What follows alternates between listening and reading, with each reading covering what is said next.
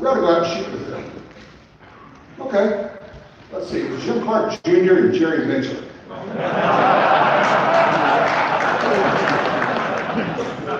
So I take him to the range and say, well, I put the cameras down. What do you mean? Put the cameras down. An hour later, the producer, the director, he says, no. I said, I live in Manhattan. I said, yes. Half the people you know own guns. He said, that's insane. Are you kidding me? I'm just telling you, the difference is, where I live, we feel free to talk about it. Where you are, your doctor won't tell you that he or she owns guns. You know, your lawyer won't talk about that. They don't feel free to do that. Baloney. I forget about it. 2 weeks later, I get a call from Keith Greenberg, MSNBC. He says, Tom, I did your test. I said, I didn't know what he's talking about. What are you talking about? He said, half the people I know own guns. It's easy for them to think of us as the other. Think about that. Because they think, I don't know anybody who owns guns. So what can we do with that information? I guess this is the action item for you. I would just offer this. And there was a lot of great information about, you know, contact the media, you know, we created the True Squad with Gun Talk Radio. We got drug policy. Whenever we see a story that's incorrect or slanted, you don't just shrug and go, oh, it's just the way it is. No, you challenge it every time. Politely, strongly, at what we're doing, and you're here, so you're doing that. By better, I mean understanding that when you're talking with someone that may be anti-gun, first of all, it's not necessarily a bad person. Maybe somebody just has bad information. Also understand that, I don't know why, some folks on our side feel like the way you win is to make them admit that they're wrong. Not going to happen. You don't beat someone into submission. You lead them to a conclusion. You can fight them to the range. Say, let's go out and shoot. Interesting. I just accepted a study that said, a survey, half the women said that if they were invited to go shooting, they would. Why are we not inviting them all to go shooting? Because let me just tell you, I call it vaccination. I'm going to take your guns away, yada, yada, yada. There are usually, whether it's online or wherever else, there are usually other people around. Imagine that, figure out who your audience is. You're not trying to beat them in submission. You're trying to use them as an opportunity to present your good information. Who are you talking to? Not that person. You're talking to whoever else is listening. I don't care if it's at a bar, at the PTA, or wherever else. One other thing, and I loved it, came up in the last panel. Take next to you on the airline. Do not let them out of the seat without bringing it up. Catholic audience, I'm telling you, you got them for an hour, 3 hours. Where are they going to go? You got one-on-one. And because of that, you can take your time. I did have one lady sit next to me. I never thought I'd sit next to a gun nut. I swear, that's what she said. It was one of those times, you know, usually I'll engage, and I just wasn't in the mood. So I guess that would be my call to action for all of you. Every night, you will be amazed how many positive reactions you will get. But we can't hide. We're in the right. So bring it up, be out there. You know, we're in the front lines of this thing. So I just want to thank all of you for doing that. You're here, you're doing that part of it, you're getting the intellectual ammunition here, so take it out there and use it. Thank you.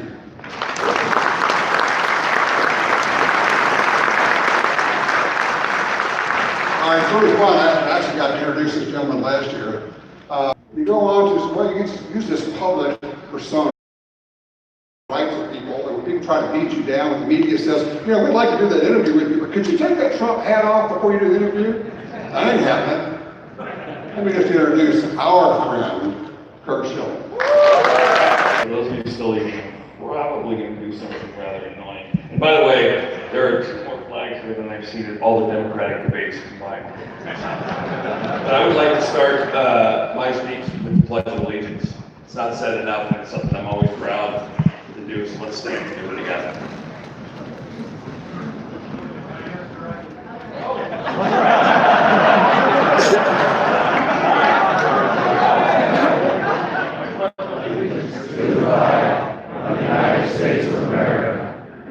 6 words. Play ball. 6 words from the end of that. With liberty and justice for all. 240 some years, that goal, that objective has never changed for conservatives, for Americans. And today, for the first time in my life, I'm hearing and seeing things I never thought possible in my country.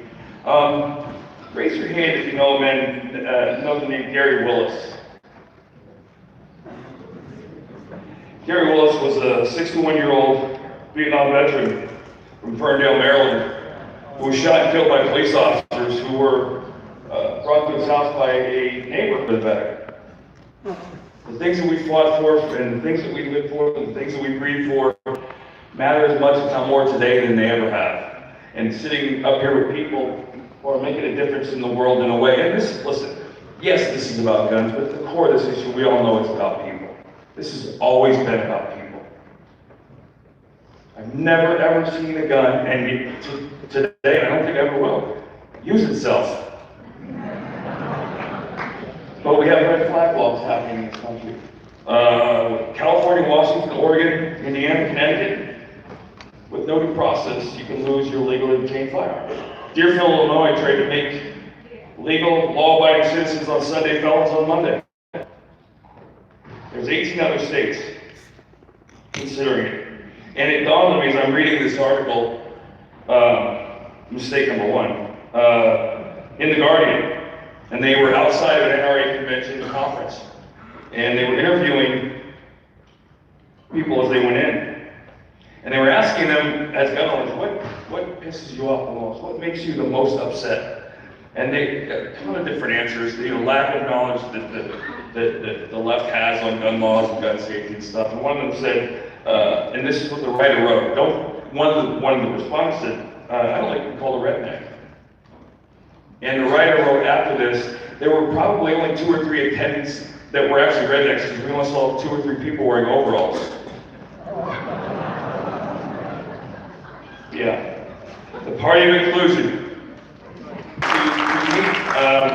John Lott, the Crime Prevention Research Center, police, and I say this, it's hard to say this because I have such an immense amount of respect for police officers, but this police officer, 0.5 police officers out of every 100,000. Concealed carry permit holders in Texas and Florida commit 2.4 firearm violations per 100,000. We are the most law-abiding citizens in this country. And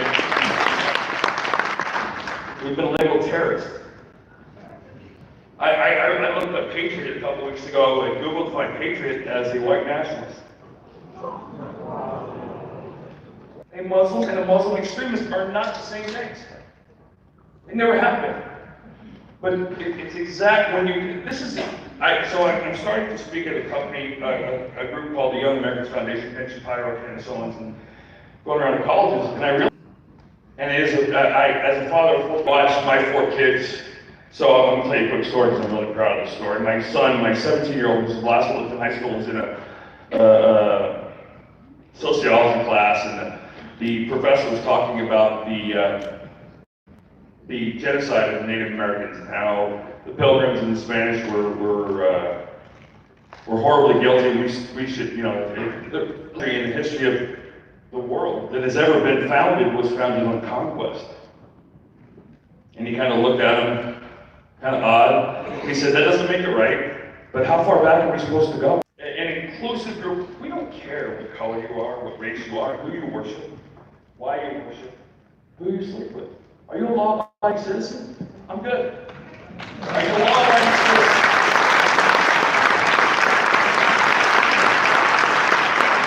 But when you're dealing with a group of people who for the life of them, cannot understand shall not be infringed. They don't, they get it, obviously they get it.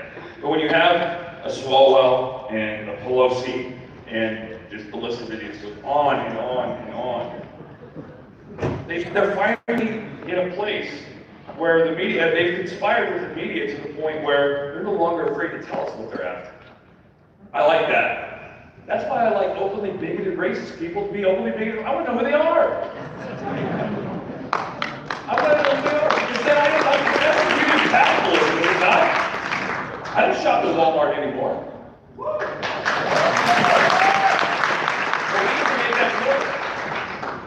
And this group of people on the left has the audacity to tell us, a group of people, by the way, that we now know tried to overthrow a democratic election. And that's not a conspiracy theory. That's fact. We know that they did. The left wants us to give these people more power, more control of our firearms. There's only one way they're getting them. And you know how that is. And the thing about that is, I believe we're getting to a nexus here. So my biggest fear, I can see somebody out there de-escalating any of this. Trump is in the White House. He's going to win by a bigger margin than he won in 2016 and 2020. The stuff, I love the fact that MSNBC and CNN and all of the news stations are giving them airtime. Because every time Alexandria Ocasio-Cortez opens her mouth, a conservative voter is born. And think about that. She graduated. And it's a group of elitists. It's a group of, they really honestly, the deplorable thing couldn't have happened at a better time, because that's honestly what they think of us. And when you look at, I have to laugh when I look at the last presidential debates of the 2016, we had a Latino, we had a Cuban, we had a woman, we had a black man, we had a white man. They had 3 rich old white people. And they were calling us, and it's, I mean, Goebbels said it for Hitler and the Nazis. You say something long enough, and people believe it. All you have to do is turn the channel on yesterday and watch that young lady in Washington talking about climate change. God bless her for the effort.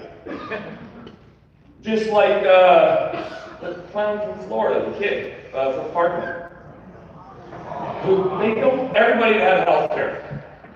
I want everybody to have health. We all want everybody to have health care. We live in the real world. We live in the real world. And I got to tell you this. I don't want $1 of my taxes to go anywhere until every veteran in this country has a home and health care. That is probably, for me, the most embarrassing thing about my country. On any night, there's over 34,000 homeless veterans. And I was chuckling at it too until I realized what a disaster that's become. The fact that they're giving tens of millions of dollars to illegals, and they have the worst homeless problem in the country. California has over 50% of the nation's homeless population. And they're run by, and you ask how Nancy Waters or Pelosi or any of them can get elected. Just watch Hollywood for 20 minutes, and it becomes clear. The morals, the ethics, the integrity, the honor, those are punchlines in Hollywood now. And I would like to think we as a group value it. We're scoffing and rolling their eyes because it's a joke. The flag, our flag, is a worldwide symbol of freedom. Ever, in my lifetime, heard of an American citizen fleeing to Russia. Our men and women are buried in graveyards all over the globe. And they died for countries and for people they never met, they would never know. And I would like to think our commander-in-chief never sent them abroad lightly.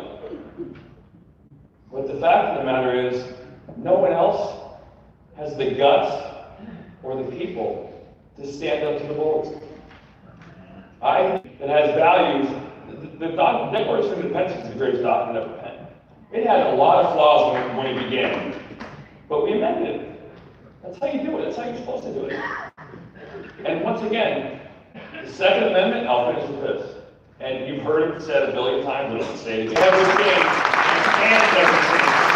Thank you very much for watching.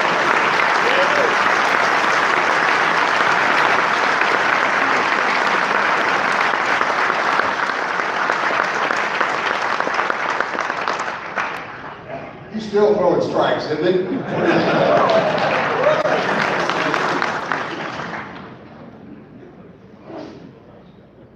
Well, we're in the era, that's a number. Two's a good number. Gorsuch, Kavanaugh, we can do that. like we've got a lot of more good things coming. Joining us right now to talk from is the Director of Targeted Engagement for the Trump Victory Campaign. I like the sound of that. Matt Brassaw joins us right now. Please welcome.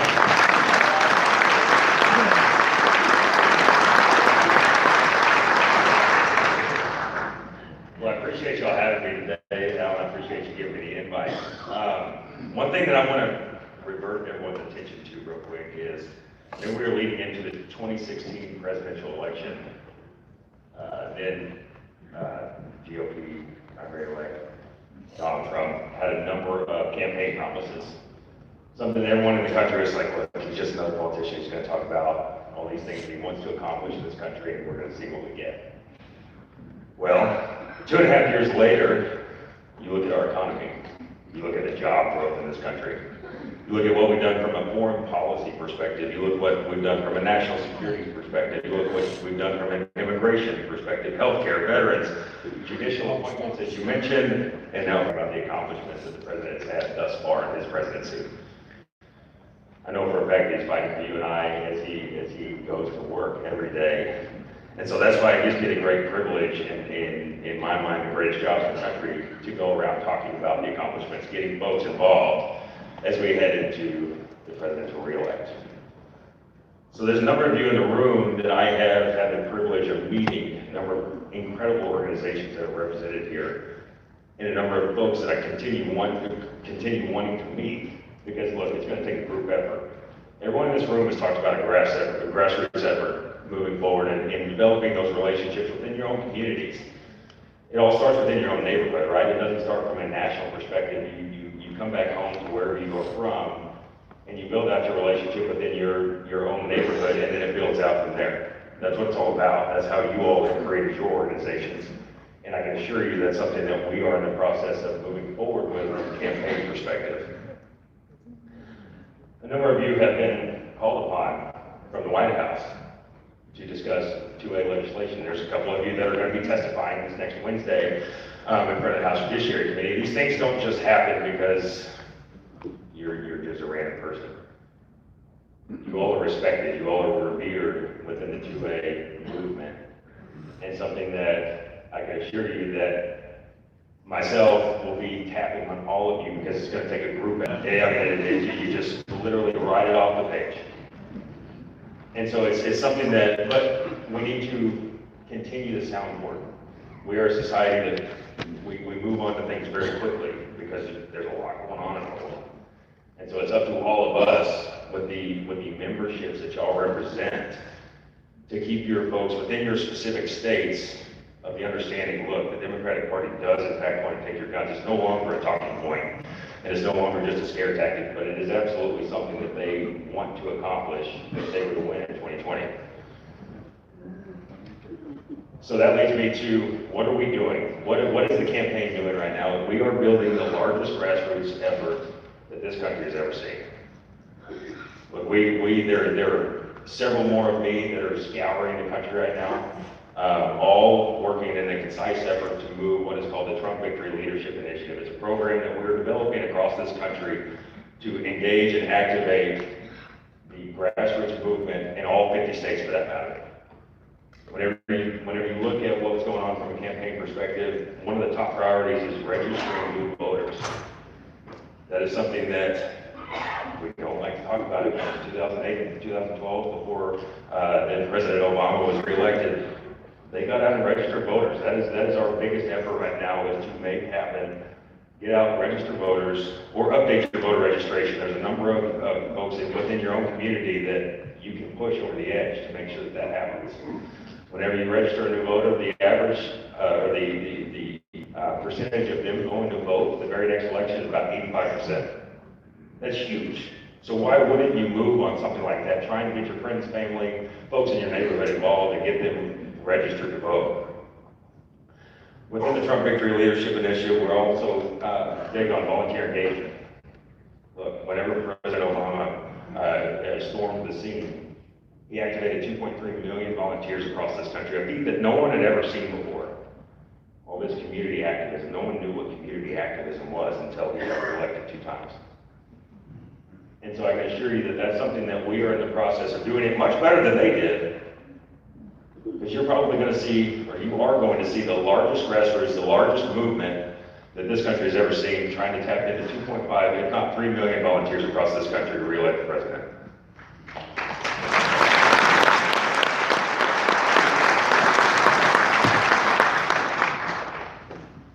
We all have a constitutional right. It's the right to go vote. Why would you not tap into that? Other locations around the world would absolutely love to have that ability.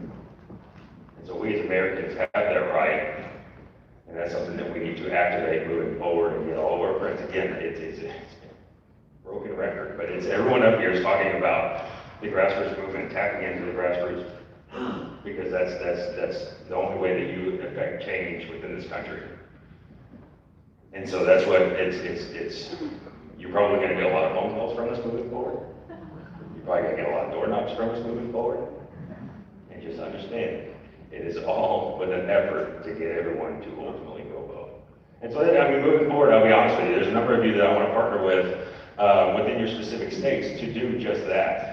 And if I'll be in the lobby after if you want to come and talk to me. But there's also another piece that you all in this given moment, if you want more information about what's going on, or you want me to contact you, go to www.gop.com/2A.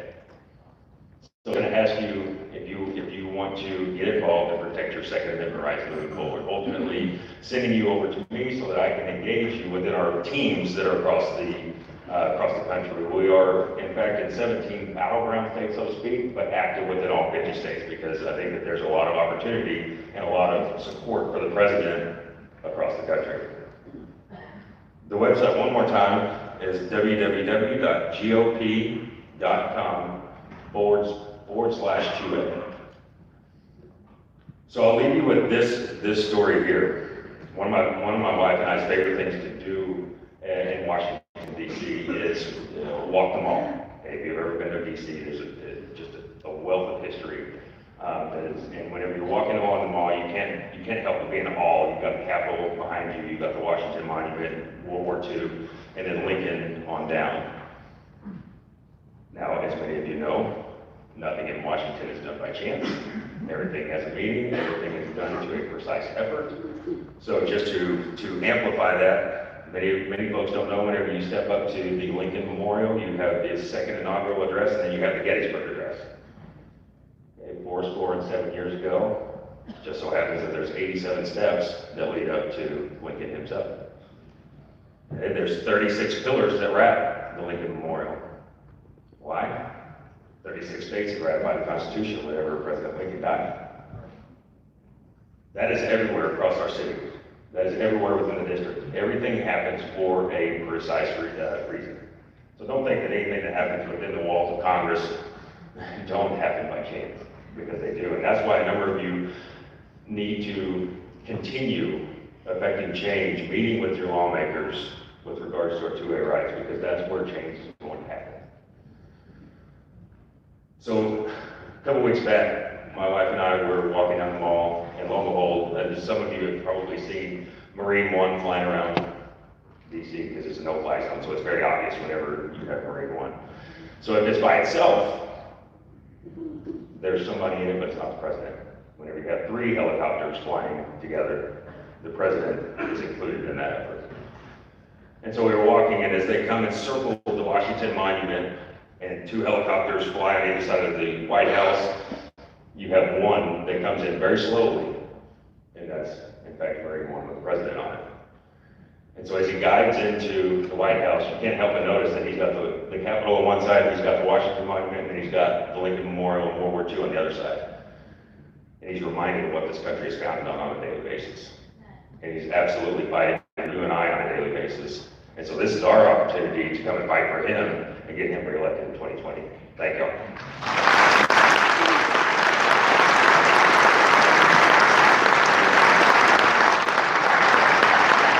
Thank you, Matt. I don't know if you guys heard, just got the text. Thank you, Dan. Baylor Road was interviewed again, and the interview says, so the people in Texas say that they want you to take their guns. He says, "Yeah, man, it's crazy." He says, "They keep coming up to me and saying, 'Come and take it.'"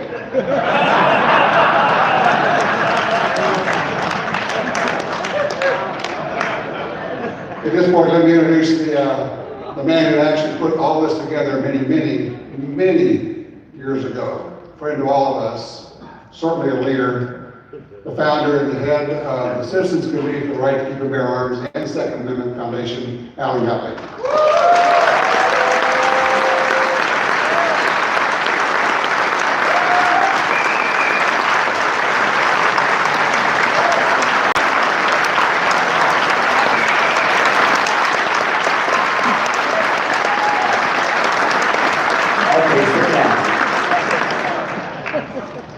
This isn't about me, it's about you. Except it does say up here on the podium, please start your speech by saying your name. Here, here. I'm the bow tie gun guy. You know, listening to the speakers this morning and talking with a lot of you out in the hall, it dawned on me that while the other side, the gun grabbers, have a bunch of billionaires and a lot more cash than we do, we have a lot more talent than they do.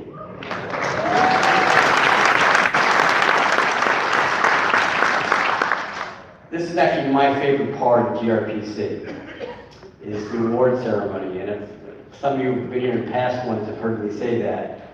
And it's really my favorite part because there's an awful lot of people in our movement that work on protecting our rights on a daily basis and never get a dime for doing it. And they're out there devoting their lives to it, and I've watched people lose families over it, lose jobs over it, you know, and it's amazing the effort that goes in by grassroots people, and they never get any recognition. And this is like the only time that people get recognition in the movement. And so it's really my pleasure to work on this awards ceremony, because it means an awful lot to a lot of people, and it pumps up a lot of people's energy levels and keeps them out there working and fighting for our two-way rights. So let me start.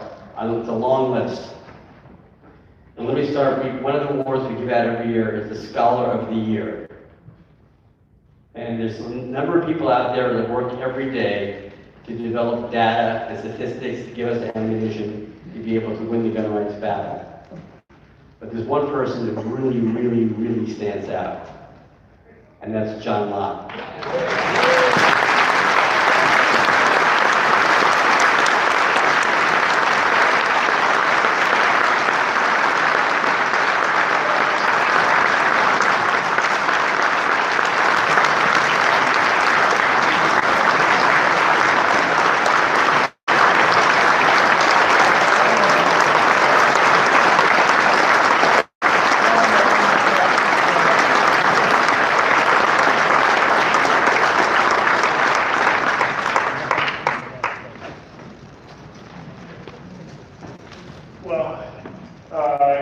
It's an honor to get the award.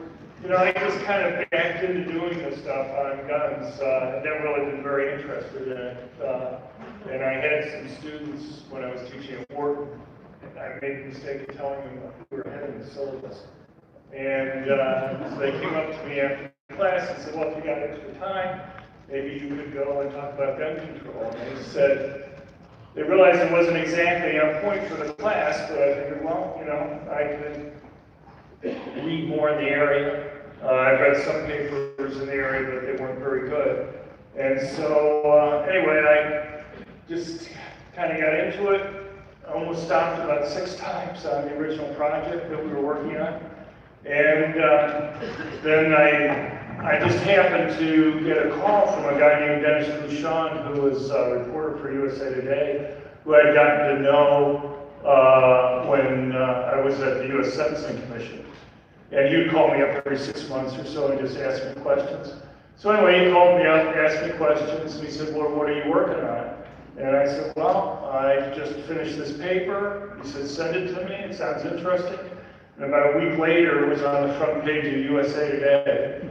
And we were kind of off to the races. But even then, there's basically 2 things that have kept me in on this. One is the fact that I don't know, people refer to as my straight cat syndrome. And that is, I guess I kind of convinced myself that if I didn't do some of this stuff, nobody else would.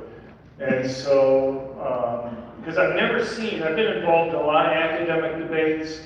You know, I've been in a lot of universities before I got involved in the gun stuff. And I just had never seen so much false information on it. I'm talking too long, I know. So anyway, I appreciate it, thanks. The only thing I say is, there's so much work that needs to be done. I mean, you wouldn't believe the hundreds of millions of dollars that are being poured into research on the other side of this. And anyway, I appreciate Alan and everybody else. Sorry for talking.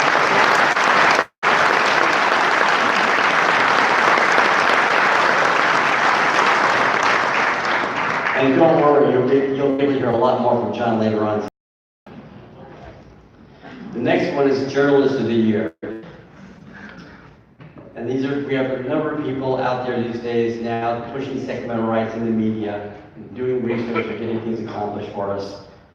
This person is a 2-time award winner over the years, and it's A.W.R. Harkins from Breitbart. A.W.R., I hope you're enjoying it.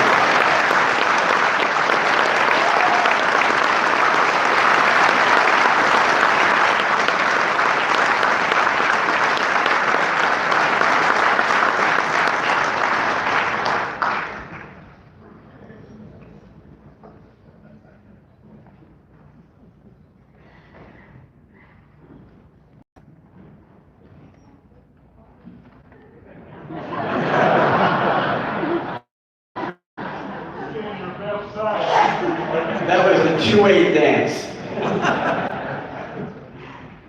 Thank y'all. And thank you, Alan. Treasure your friendship. Proud of John. Proud of everybody, really.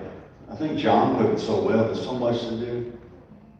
I think it's easy. I remember when I started writing with Breitbart, I had to be jealous about what I was doing. I had to fight, be sure I dug my beat out. This is what I do, so on and so forth. And then the longer you do it, the more you realize what John said. There's so much to be done. And that's why it's so good to see a room full of people here, because it's going to take every one of us, and the people we recruit, and the people they recruit. So it's great to be on a team fighting together. I always try to respond that way. People email me. Someone emails me every day, thank you for this, thank you for that. I try to respond, we fight together. And that's what I hope you remember. Because freedom is going to require every one of us. But thank you guys, I appreciate it.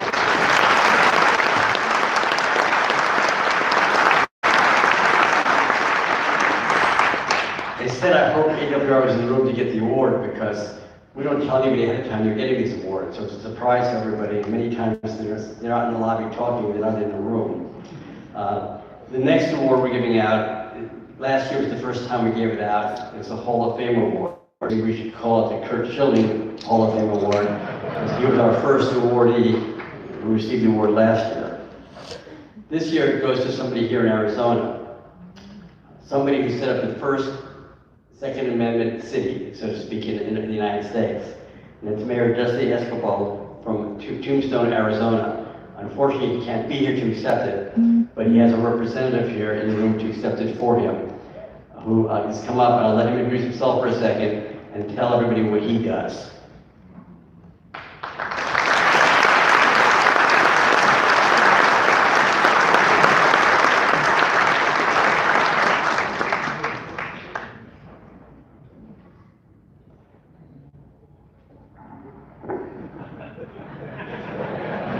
Hello, ladies and gentlemen. My name is Gordon Anderson, and I'm proud to call Alan Gottlieb a friend, and Mark Walters a friend, and Kurt Schilling. I've gotten to know Kurt Schilling. And first of all, in January of 2017, the mayor of Tombstone, Arizona, and its city council proclaimed itself as a Second Amendment city.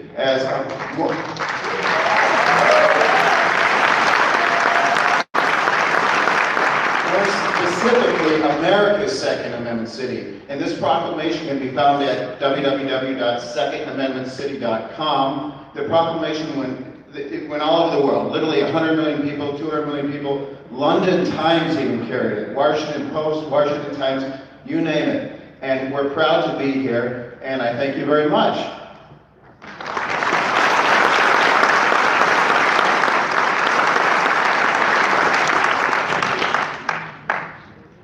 The next is a series of awards that I'm going to give out, call the people all up at one time, that we give out to people who've done an awful lot of work out in the vineyards for us during the calendar year, defending Second Amendment rights. And I'd like to recognize the following people. If you please come up to accept a Defender of Liberty Award. Amanda Suffolk.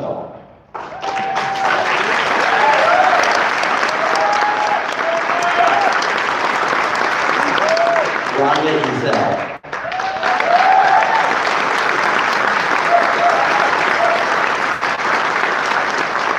Dave Cobb.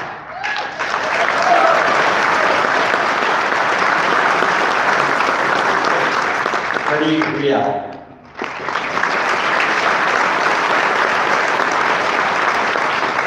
Mark Penick.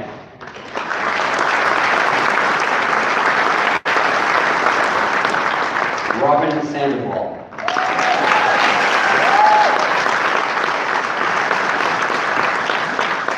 Derek LeBlanc.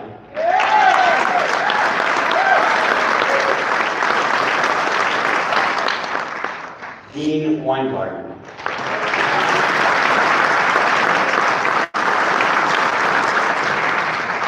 Paul Marco.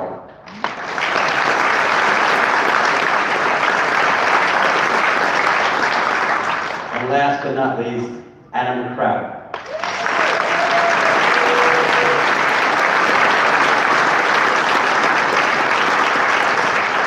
I would be really surprised if I turn around and find all 10 of them standing here.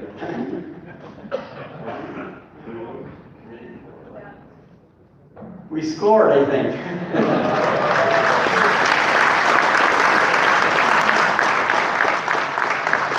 I want to thank all of you for your excellent efforts this year in defending our two-way rights and everything you've done in various areas of defense of our liberty.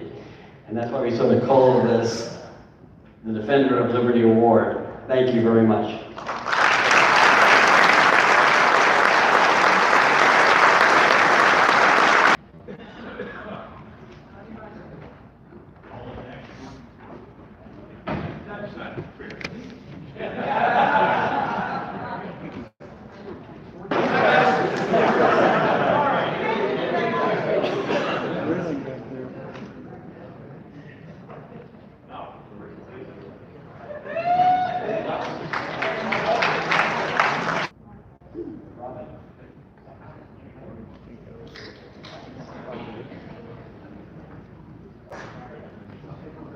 Well, let's hear before we go to the next one. A lot of these awards turn up on Facebook pages and other places on the internet. Every time I'm out there surfing the internet, all of a sudden, poof, there's an award that pops up from a previous year. Like, yes! The next one we're giving out has a little personal sentiment to all of us on the Second Amendment Foundation staff. It's the Ray Carter Blogger of the Year Award. Ray was one of our employees who passed away from cancer, who was basically our blogger for a number of years out of our office. And so we've established this award in his name, and he is sorely missed in our office. This year the award is going to somebody who's maybe not a traditional blogger, but when you're talking about new media, things change daily. And so it's a form of blogging that isn't really necessarily blogging. But this year's Blogger of the Year Award goes to Charlie Cook for running the shop around the car.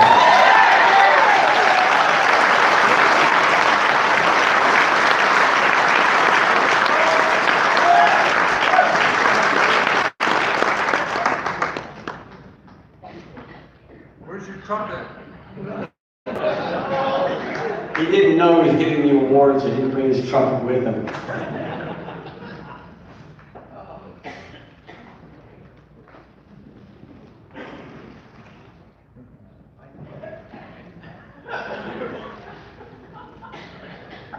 Yeah, I can do this without the trumpet, right?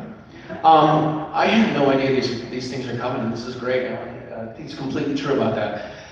I have a video a video channel that I call Riding Shotgun with Charlie, and I ride around people and talk about gun stuff. And it's cool to stand up here in front of 1,000 people and talk about it. I also make videos where I play the trumpet and shoot a gun at the same time. I call it multitasking. I will tell you, in 2013, I took an advanced pistol handling class with Rob Pincus, and I'm sure he never realized that I would be one-handed reloading while I play the trumpet at the same time. So it's a complete honor to have this. Thank you all very much. Thanks, Alan.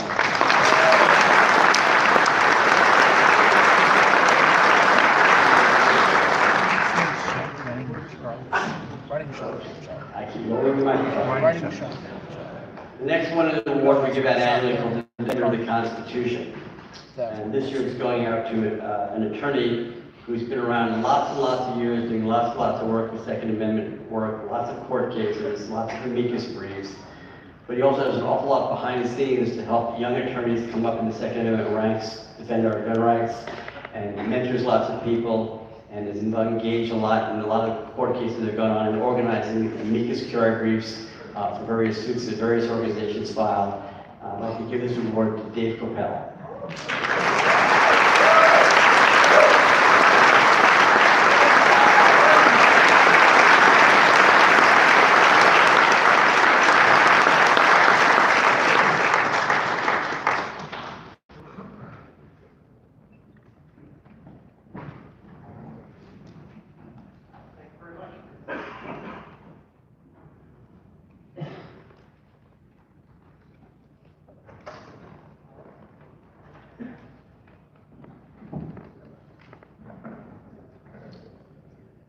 One of the reasons I've been around as long as I have was because back in the early days when I was starting out in the late 1980s, I met Alan, and he was really encouraging and helped me out as a scholar, you know, sometimes paying my airfare to attend a conference.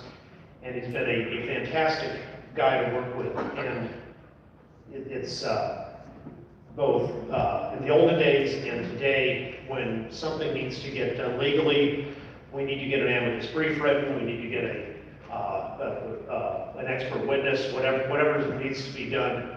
Alan is there, he understands, and he's one of the truly great people who has both great strategic vision and a lot of tactical skills. And the size of this conference and how it's grown over the years is a testament to that. And so I'm happy to fight on the legal front, and really encouraged by how much this conference and staff in general have done to create great grassroots and to nurture legal and research projects. Thank you.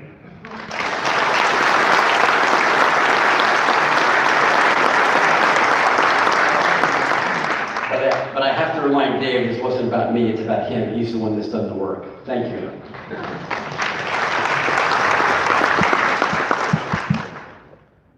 The next award I'd like to give out is the Distinguished Service Award. And this one really is one I give out with great pleasure to somebody who's worked out there a whole lot, without a big ego, doesn't take credit for what he does, make sure everybody else has the credit.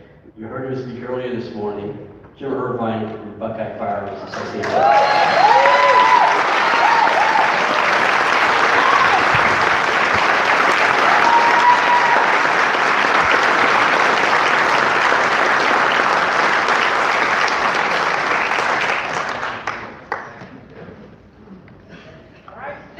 There's really nice descriptions of the awards, which I've now read out loud because of time constraints, but I apologize. Pushing us and making us better. It's you guys that make us who we are. I'm glad to accept this on your behalf. Thank you.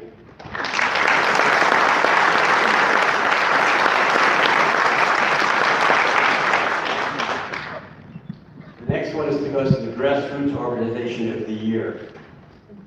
And this one is to an organization that started from scratch not very many years ago and has become the dominant force in gun rights in their state. And the state has become a very battleground for gun rights and has done yeoman's work. I'd like to give this award to the Nevada Firearms Coalition.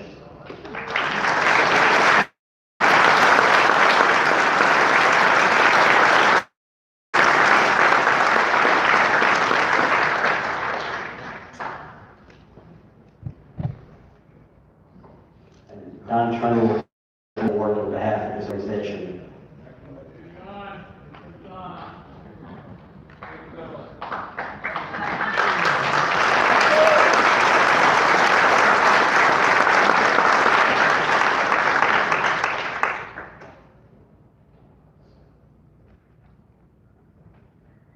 On behalf of the gun owners in Nevada, we want to thank Alan and the Second Amendment Foundation and all of you for your support. We send Alan a lot of emails. I think sometimes we're thinking, oh my God, another email.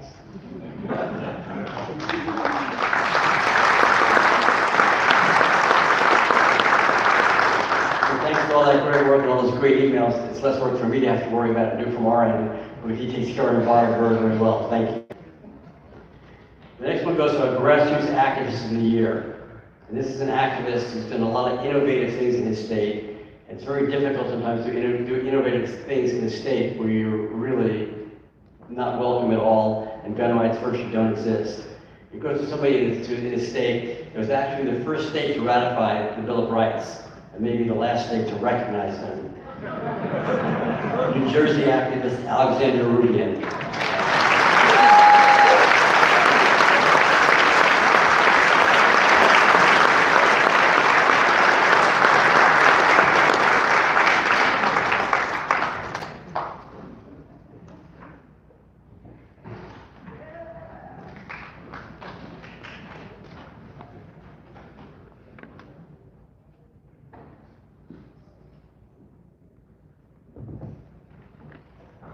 Well, I'm getting an award for being innovative, and I can't think of what to say. But thank you for everybody, all the support we get nationally. I think the common theme here is unity and working with many state groups. And, even in New Jersey, you can't have victories, and that should be a beacon of light for all of our Second Amendment rights. So thank you to everybody for all your support. This means everything to us, and let's keep fighting and keeping our eye on the prize. Thank you, Alan.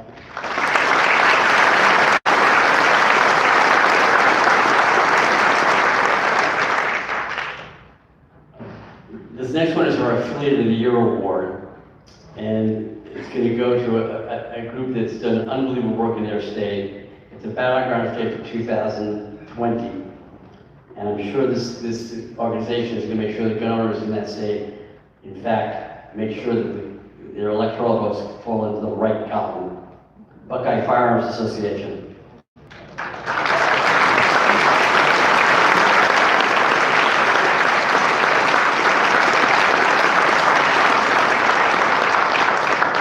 I think we're going to have a few representatives come on up because they all deserve the recognition.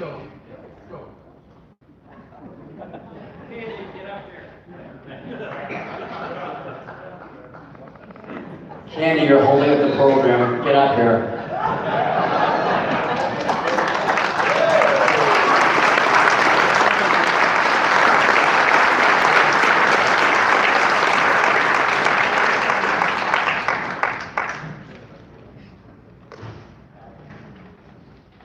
Before I hand them the award, I also have to say thank them for another thing that they do. Before we all got in here, they were mostly responsible for setting up this room.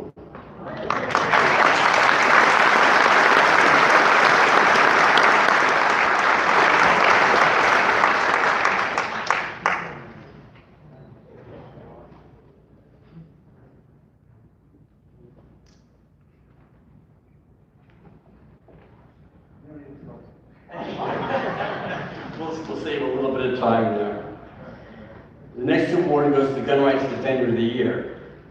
This can be chosen from various categories, from elected officials, journalists, researchers.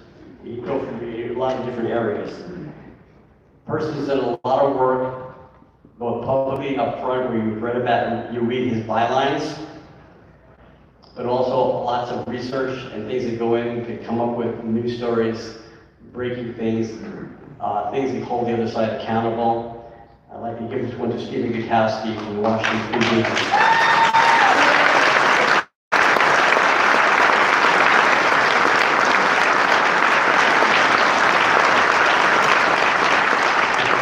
So he's here today incognito wearing his sunglasses.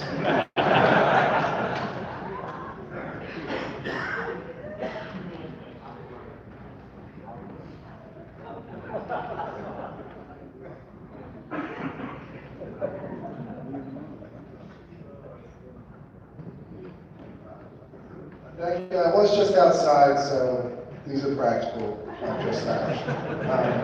I really appreciate this, and I look forward to another year of doing my best to inform you all of what's happening with your gun rights. So, thank you again.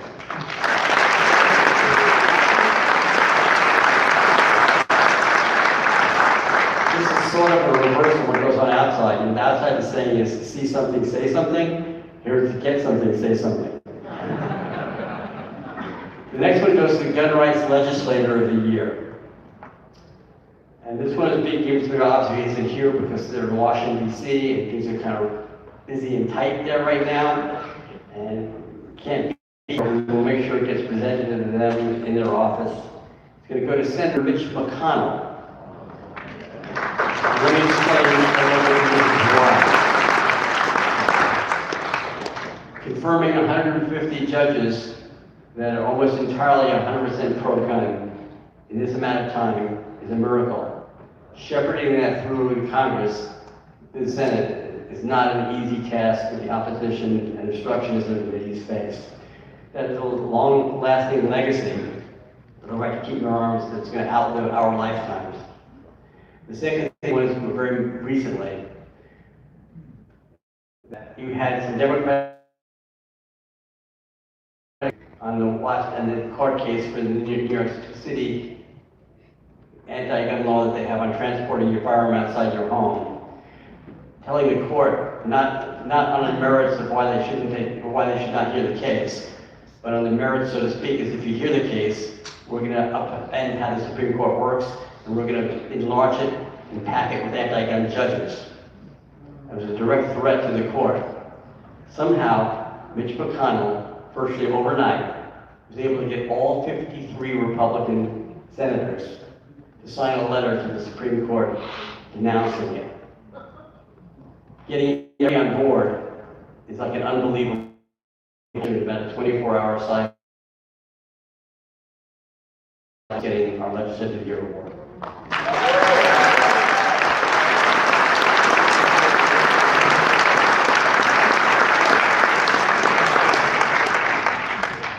The next one is the Bill of Rights Award, and it's going to go to somebody here in the state of Arizona, somebody who stands up for our Constitution, our Bill of Rights, particularly our Second Amendment rights. And it's Pinal County Sheriff Mark Lamb, who unfortunately, due to being on duty, can't be here, but has a representative here to accept the award on his behalf.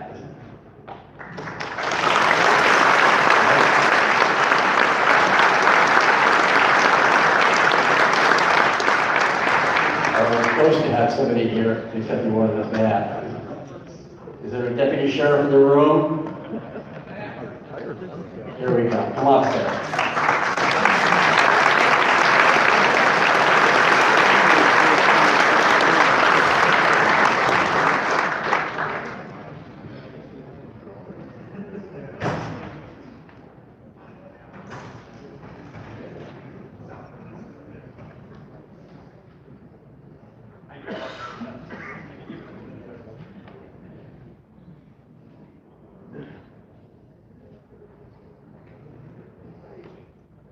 Okay, hello.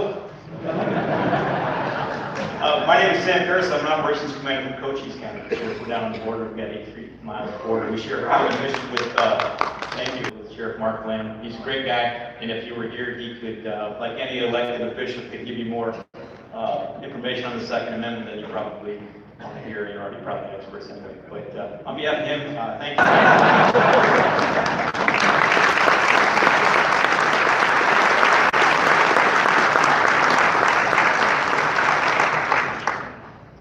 The next one is our Lifetime Achievement Award. And this is one that sometimes I don't like to give out, because usually it means you've been around a while and you're getting older. And I'm getting older too, and so it's starting to hurt. But this person really needs no introduction, because you know him very, very well. And he's sitting right next to me, Tom Gresham.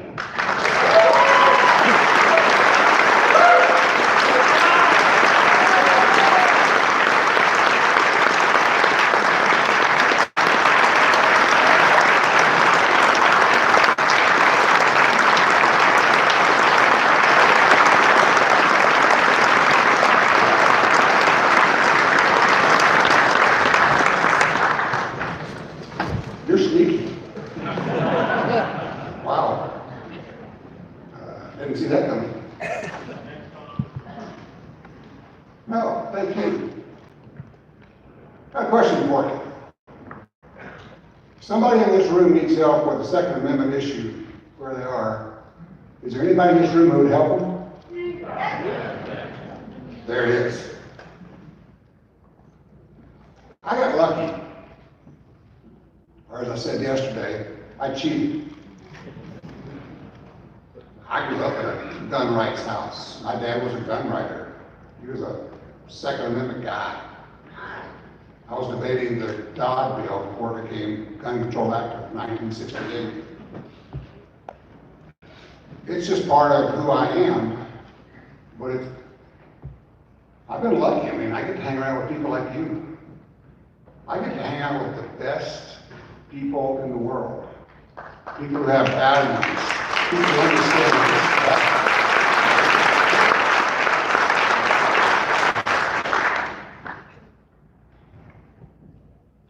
And you also let me spout off on the radio, which is kind of cool. I guess I do want to say something here. Obviously, I don't have anything prepared, because he is sneaky. I want to brag on my friend Alan. I firmly believe that without Alan Gottlieb, it would not have been a Heller decision.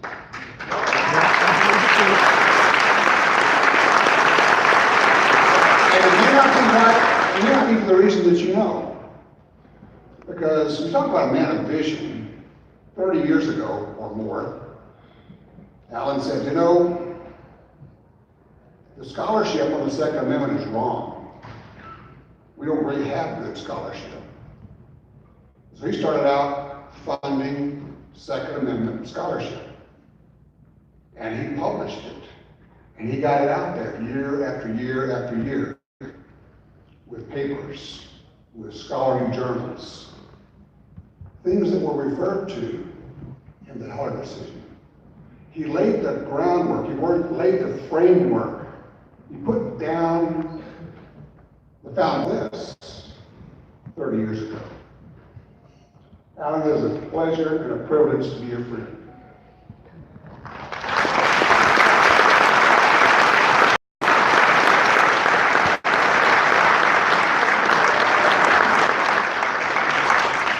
Many of you don't know, but Tom is actually my biggest success story. Because it was at a SHOT Show many, many years ago, when I was at the time chairman of the board of the Talk America Radio Network. And I went over to Tom and said, Tom, you need to do a show on guns on the radio. And Tom said to me, it never worked, and I couldn't do that, and it wouldn't go anywhere. And I said, Tom, it will work. You know everybody in the industry, you can get advertisers to help fund it. I have the radio network to syndicate it, and you're the best person out there who could do it. There's only one Tom Gresham out there. He said, well, I don't know, let me think about it. He went around the SHOT Show floor and talked to some people, and lo and behold came back, I don't know if it was that day or the next day, next morning and said, okay, it's a go, we're gonna do it. 25 years ago.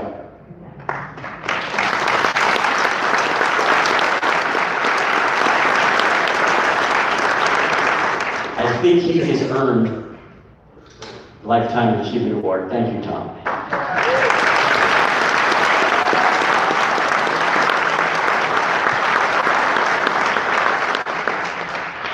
All right, important stuff now. Pick up your trash. Whatever Julian writes down, I say. It's as simple as that. Please remind people to clean up their trash from the box lunches and point out the trash cans. There are trash cans. And also give the line. Thanks. I do what I'm told. Thank you, everybody. The panels for this afternoon are fabulous. I can't wait to see those. Thank you again for everything you do. All right, take a quick break. We'll be back in just a few minutes.